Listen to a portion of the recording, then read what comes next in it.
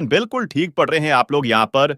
Life in space, इधर आप देख पाओगे आज के समय इसरो का जो ये सेंटेंस है ना, ये पूरे भारत में लोग सेलिब्रेट कर रहे हैं क्योंकि पहली बार इतिहास में इंडिया ने कुछ बीज धरती से अंतरिक्ष में जर्मिनेट किए हैं। यहाँ पे आप देख पाओगे live sprouts in space says ISRO after cowpea. Cowpea आपको बताओगा लोबिया वो कहते हैं, आपने काफी बार लोबिया की सब्जी भी खाई होगी। तो काउपी के कुछ बीज इसरो लेकर गया धरती से अंतरिक्ष में। इनको फिर हमने जर्मिनेट होते हुए देखा इन स्पेस, और यहां पे आप देख पाओगे ये इसरो की ट्वीट है, live sprouts in space. Initially हमने देखा कि जो ये बीज है इन्होंने स्प्राउट करना स्टार्ट कर दिया, और इवेंचुअली हमने ये भी देखा कि पत्ते भी यहां पर उगने शुरू हो गए। हालांकि इंटरेस्टिंग बात यह है सभी सीड्स जर्मिनेट अभी तक नहीं कर पाए हैं, एटलीस्ट जो मैं इमेज से देख पा रहा हूं, क्योंकि अंतरिक्ष में लाइफ ग्रो करना आसान होता नहीं है। आपको समझना होगा आपको क्या तापमान चाहिए, क्या एनवायरनमेंट चाहिए, किस तरीके से आप ये सब करेंगे। बट आपको अगर कल को स्पेस फार्मिंग करनी है, ह्यूमन बींग्स को लंबे समय तक अंतरिक्ष में रखना है, तो पौधों को साथ तो हमें ले जाना होगा। देखिए ये बात मैं आपको बता दूं, ह्यूमन बींग्स जब भी धरती छोड़ेंगे अकेले नहीं छोड़ेंगे। बिना पौधों के, बिना लाइफ के, जो आप सॉइल आप कह लीजिए जिससे हमको न्यूट्रिएंट्स मिलते हैं, इसके साथ हम ज्यादा लंबे समय तक कहीं पर भी सरवाइव नहीं कर पाएंगे। तो ह्यूमन बींग्स के लिए बहुत इंपॉर्टेंट है कि धरती से बाहर के एनवायरनमेंट में भी, अंतरिक्ष में भी हम ये बात लर्न करें कि हम कैसे फार्मिंग कर सकते हैं, कैसे प्लांट लाइफ को ग्रो कर सकते हैं। तो उस केस में आप अगर देखें तो जो ये एक्सपेरिमेंट है ना, ये ऐतिहासिक है, इसलिए कहा जा रहा है हर जगह इसरो मेक्स हिस्ट्री। और अगर यहाँ पे आपका सवाल ये है कि इसरो तो हिस्ट्री पे हिस्ट्री बनाता जा रहा है, ये तो हिस्ट्री के नए चैप्टर लिखे जा रहे हैं, क्योंकि अभी रिसेंटली हमको याद है कि स्पारडेक्स मिशन इसरो ने लॉन्च किया था। मैंने इस पर वीडियो भी बनाई थी, मिलियंस ऑफ लोगों ने ये वीडियो देखी थी। नाउ अब अगला क्वेश्चन यहाँ पे आपका ये आएगा, क्या ये करने वाला भारत दुनिया का पहला देश है? तो इसका आंसर है नहीं। हमसे पहले बहुत से देश ये कर चुके हैं। एक्चुअली यूएसएसआर पहला देश था जिसने अंतरिक्ष में प्लांट्स ग्रो किए थे। बट आप अगर इंटरनेशनल स्पेस स्टेशन देखो, जर्मनी के बहुत सारे एक्सपेरिमेंट्स देखो, चाइना के एक्सपेरिमेंट्स देखो, तो दुनिया इस मामले में बहुत आगे निकल चुकी है। जो मैंने अभी फंडामेंटल बात बोली है कि बिना पौधों के, बिना आप कह लीजिए वेजिटेटिव लाइफ के, इंसान अंतरिक्ष में सरवाइव नहीं कर पाएंगे, कहीं भी सरवाइव नहीं कर पाएंगे। हम जहां भी जाएंगे हमारी टेक्नोलॉजी वगैरह वो सब तो जाएगी, मगर ये जो हरे पत्ते हैं ये भी साथ होने चाहिए अगर लंबे समय तक लाइफ को सस्टेन करना है। तो इसलिए इंटरनेशनल स्पेस स्टेशन में और वेरियस और स्पेस के एक्सपेरिमेंट्स में हमने ऐसे दृश्य देखे हैं। यहाँ पे आप देख पाओगे ये इंटरनेशनल स्पेस स्टेशन का दृश्य है। यहां पर स्पेस फार्मिंग ये लोग इस तरीके से करते हैं। ऑब्वियसली आप देखोगे जो इंडिया का एक्सपेरिमेंट है उससे काफी एक एडवांस लेवल पर ये सब ये लोग कर चुके हैं। काफी बार ये लोग सब्जियां उगा चुके हैं अंतरिक्ष में। ये आसान नहीं होता। अगेन मैं रिपीट करूंगा, आपको इसके लिए एक प्रॉपर टेम्परेचर चाहिए, प्रॉपर एनवायरनमेंट चाहिए, आपको मॉइस्चर चाहिए। ये सब चीजें स्पेस में रेडिली अवेलेबल होती नहीं है। तो यहां पर भी आप देख पाओगे इंटरनेशनल स्पेस स्टेशन के अंदर इन्होंने स्पेशल चेंबर बना रखा है, वहीं पर ये वेजिटेबल्स ग्रो कर पाए हैं।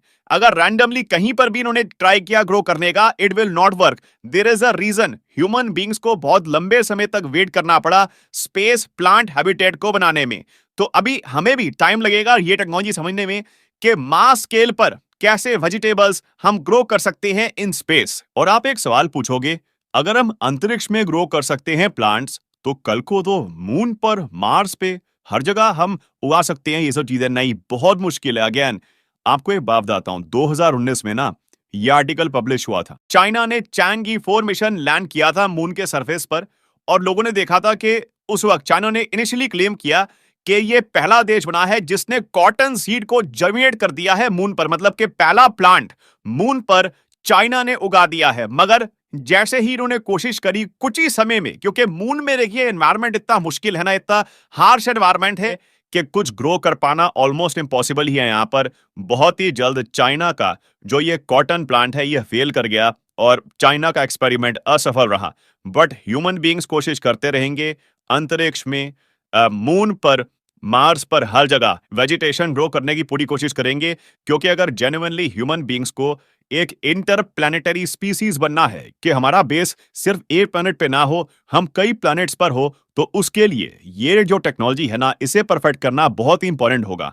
अब यहां पे आप एक अगला सवाल ये पूछ सकते हैं कि मगर इसरो ने ये वाला एक्सपेरिमेंट लॉन्च किया कैसे?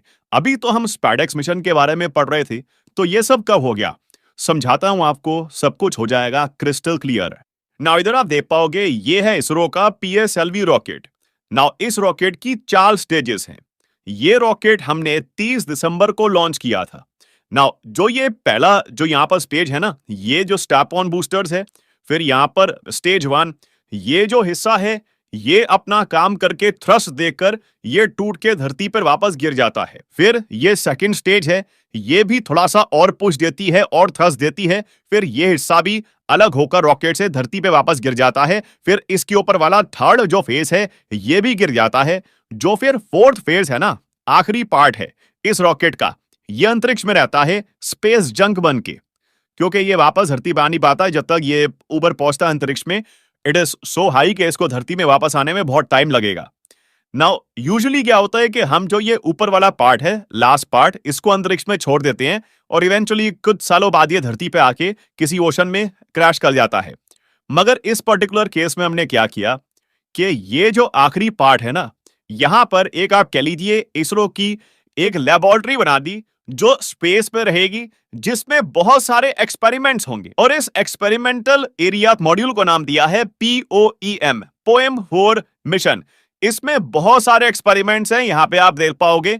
ये सारे एक्सपेरिमेंट्स हम अंतरिक्ष में लेकर गए हैं। ये सभी एक्सपेरिमेंट्स अपने अपने तरीके से साइंस एंड टेक्नोलॉजी को एडवांस करने की कोशिश कर रहे हैं, बट जो सबसे इंटरेस्टिंग एक्सपेरिमेंट जिस पर सबकी नजर थी, वो था बायोलॉजी का एक्सपेरिमेंट, कि क्या हम यहां पर लोबिया के जो बीज हैं, इनको जर्मिनेट कर पाएंगे इन स्पेस।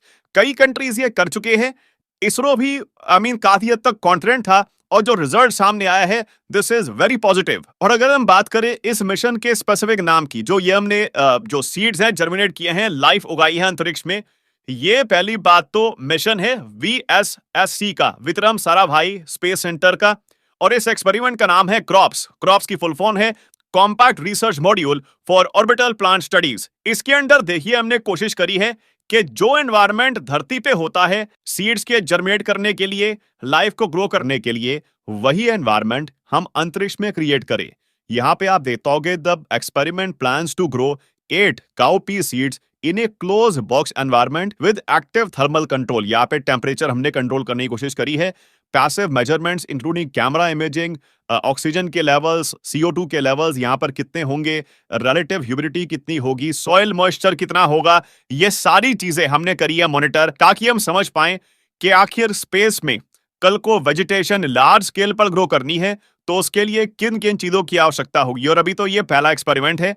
जिस तरीके से international space station radish grow कर रहा था ना अंतरिक्ष में, आप देखोगे इसरो भी बहुत ही बड़े स्केल पर फार्मिंग स्टार्ट करेगा अंतरिक्ष में। ये हमें करना ही होगा। ये ऐसा नहीं है कि ऑप्शनल है कि आप करो ना करो। आप अंतरिक्ष में चिप्स का पैकेट कब तक खाते रहोगे? Eventually you need something sustainable. Human beings को एग्रीकल्चर करना सीखना होगा इन स्पेस। तो अब यहाँ पे आप लोग समझ गए होंगे कि इस एक्सपेरिमेंट को इतना ऐतिहासिक क्यों कहा जा रहा है। Why is it so special?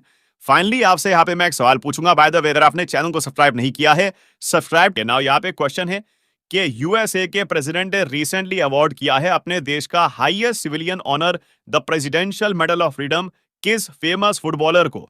ये है यहाँ पे आपकी ऑप्शन: क्रिस्टियानो रोनाल्डो, कॉम्प्लीमेंट्री, सू, लियोनेल मेसी, जिडान, या फिर वेन रूनी। बताइए किस फुटबॉलर को मिला है USA का highest civilian honour? Comment section में करिए उत्तर। जो लोग देंगे सही आंसर, उनकी कमेंट को मैं दे दूंगा हार्ट, ताकि बाकी लोग समझ पाएं कि सही उत्तर क्या है।